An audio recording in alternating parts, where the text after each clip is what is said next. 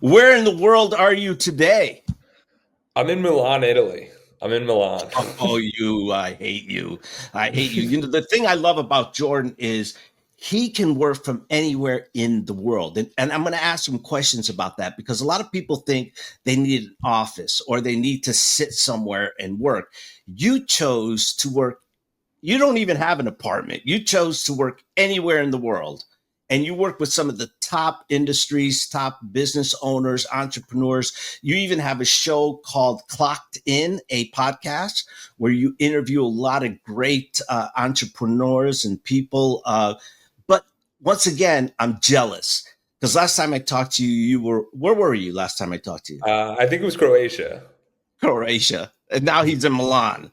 You know, here we're all thinking, boy, would we love to travel the world and see the world, but you know, we're always like, how do we get the money? How do we get the job? How did you do it? What's your story? I appreciate it. Thank you for having me on. And this all started with setting a 5-year vision for myself. So I recall I grew up in Jersey, went down to Tampa for school, ended up graduating, and I got this job at a big bank. And I was sitting there and I was like, they always ask you, what do you want to do next year? What do you want to do in 5 years? And that's always through the professional lens. But the lens that really opened up to me was, what do I want for myself in 5 years? What would be a cool story to tell? Like, how do I want to see my life? Because you hear so many people who are like, yeah, I woke up at 30, 40, 50, 60, 70, 80, and they're like, I wish I did this. So I was like, the big thing for me and for the audience listening is intentionality. You got to be intentional about what you want and go after that. So I set a 5-year vision for myself and I wanted to travel more. And that all started by studying abroad.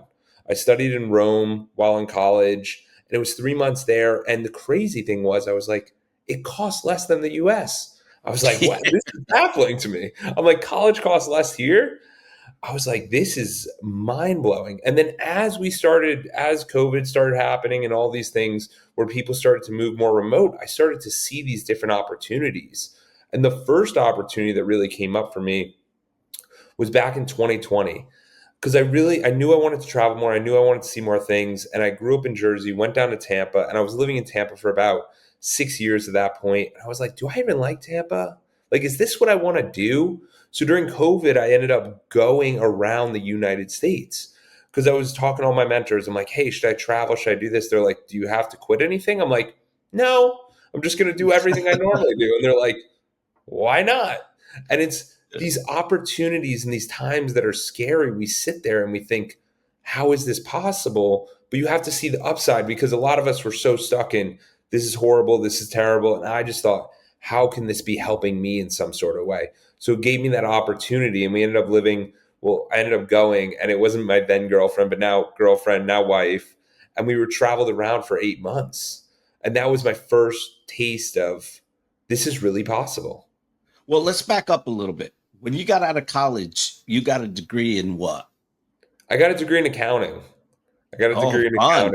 accounting. Super Fun. exciting. Well, What helps you manage is your money, but that takes a special person in its own. I couldn't sit there and do that. But were you sitting in an office at the time you were doing accounting at the bank or whatever, and just did that aha moment just happen there, or was it something you've been always thinking of?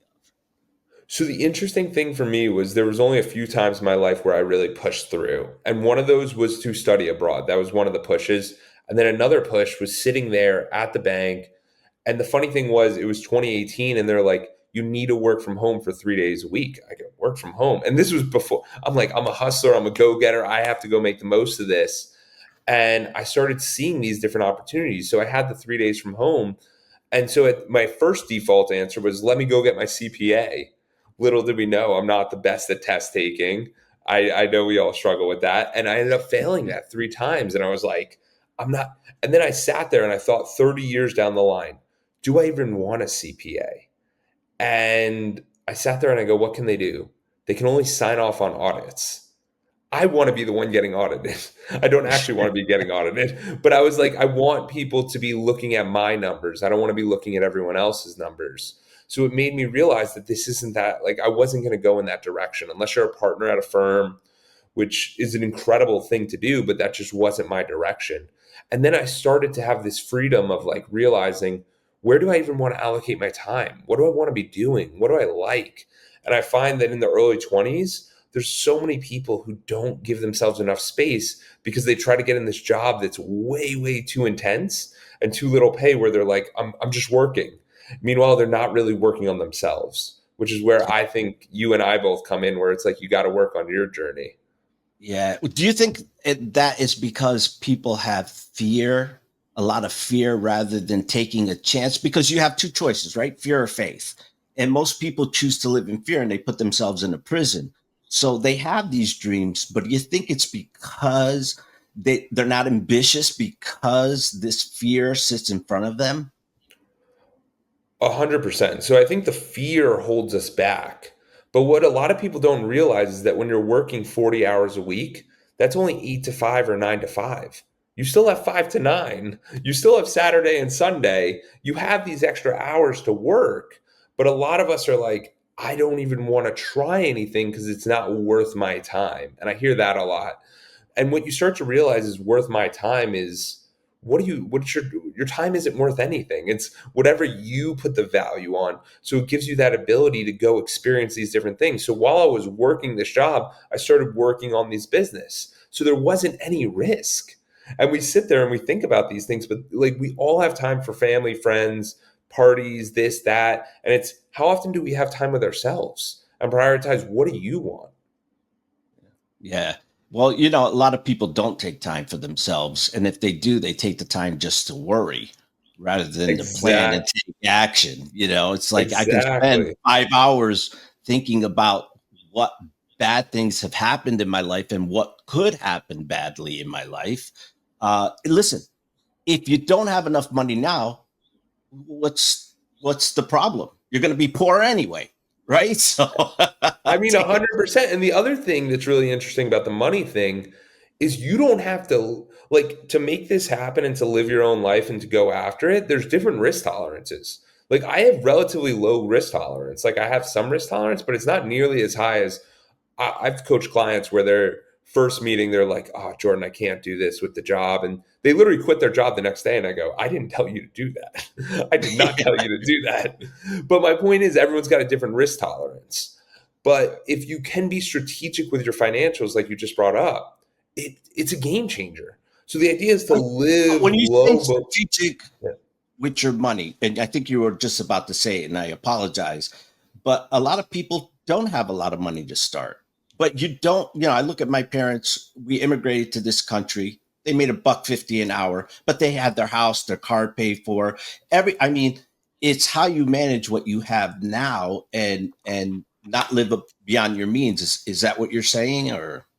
100%. The biggest wealth creator is the idea that you don't have to satisfy everyone else's wants and needs. Like, I've been driving the same car since 2019 and it only has 50,000 miles. And I did a road trip around the US. I don't really drive. So do I need this super fancy car? No, I'd rather have a paid off car and be able to travel. Like, these are just trade offs that a lot of us don't see because we go, we got a new car. And what's the default for you if someone gets a new car?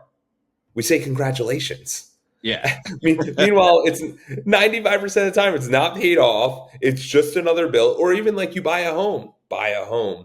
The bank owns the home and you have the ability to purchase it, which is great, and there might go up. But like, we congratulate people on these things all the time. Starting a business never gets a congratulations.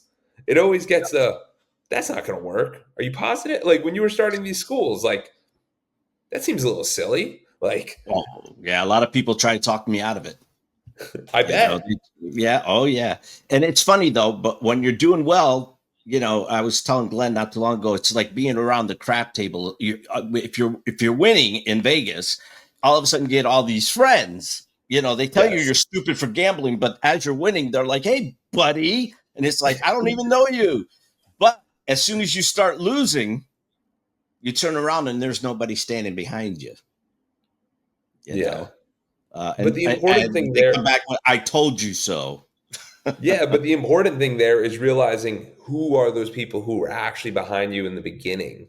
Like, who are your actual people? Because to like you just brought up, like we don't need a crowd. You don't need to satisfy the crowd of people who tell you have to go do something. You have to do it on your own accord. And that's the biggest thing for most people is we all say we want these things. And then it's just like, are we actually taking the actions to get closer to those goals?